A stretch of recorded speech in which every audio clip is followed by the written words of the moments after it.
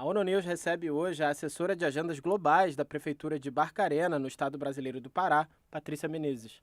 Patrícia, muito obrigado pela sua presença aqui no nosso estúdio da ONU News. Seja muito bem-vinda. Muito obrigada pelo convite. Obrigado você. Patrícia, eu queria primeiro te perguntar com que expectativa que você veio para essa reunião de alto nível sobre a revisão intermediária do Marco de Sendai para redução de riscos de desastres.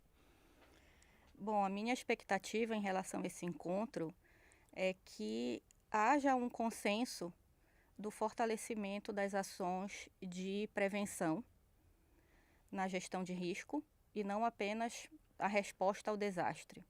E que também essa visão ampliada de risco ela seja compreendida principalmente pelos governos subnacionais, que são onde as pessoas impactadas e que perdem seus bens materiais, financeiros e às vezes até as suas vidas estão, né?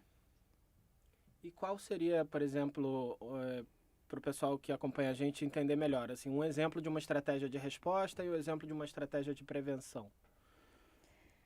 A estratégia de resposta ela está muito associada à atuação das defesas civis. Então, quando ocorre algum tipo de desastre, né, aquela localidade ela tem que estar preparada para responder aquilo. Então, saber mais ou menos como ela vai trabalhar de uma forma articulada, que atores vão estar envolvidos para dar o atendimento emergencial para a população, onde a população vai ser abrigada, vai receber atendimento médico, esse tipo de coisa. Isso a resposta ao desastre. A prevenção, ela é muito mais complexa e depende do tipo de risco. Então, por exemplo, num caso que são os mais comuns, né, de enchente, de deslizamento, na resposta ao desastre, você vai desocupar as pessoas que moram ali naquelas áreas que foram alagadas ou que desmoronaram. E aí você vai remanejar aquelas pessoas para um abrigo, algo nesse sentido.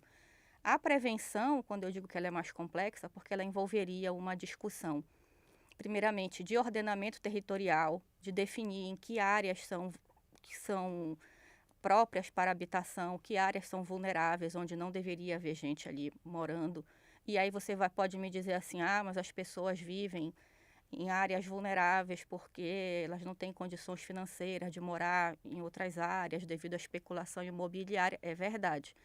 E aí, por isso, uma outra medida de prevenção seria o investimento em políticas públicas de habitação de interesse social com um preço mais acessível.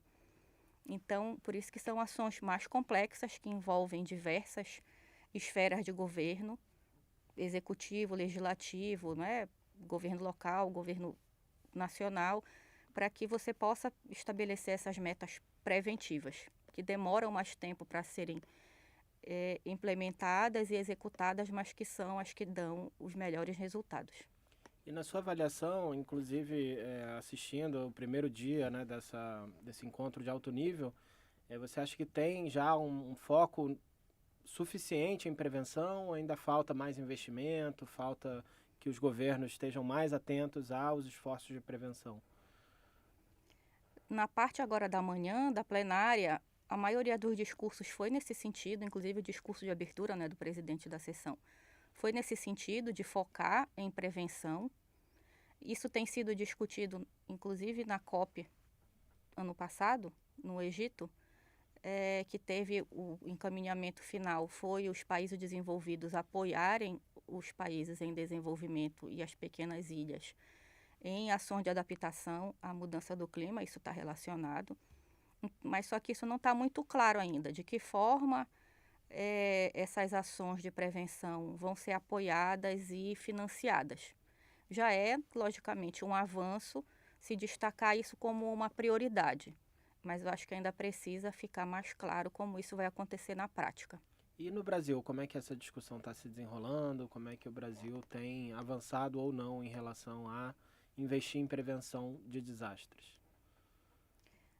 No Brasil, o foco ainda é muito na resposta ao desastre. Essa discussão sobre medidas de prevenção, de gestão de risco, compreendendo o conceito de risco adotado pelo UNDRR, né, que é a agência da ONU que coordena aqui esse encontro, que vai para além de enchentes, de deslizamentos e fenômenos desse sentido, A visão de risco ela precisa ser compreendida de uma forma mais ampla. Ela vai incluir uma pandemia, ela vai incluir, por exemplo, se você é uma cidade costeira, você vai estar sujeito ao risco da elevação do nível do mar. Se você é uma cidade portuária, você vai estar sujeito a ter, que é um problema que tem em todas as cidades portuárias do mundo e que você não tem como negar, contrabando, prostituição, tráfico de drogas.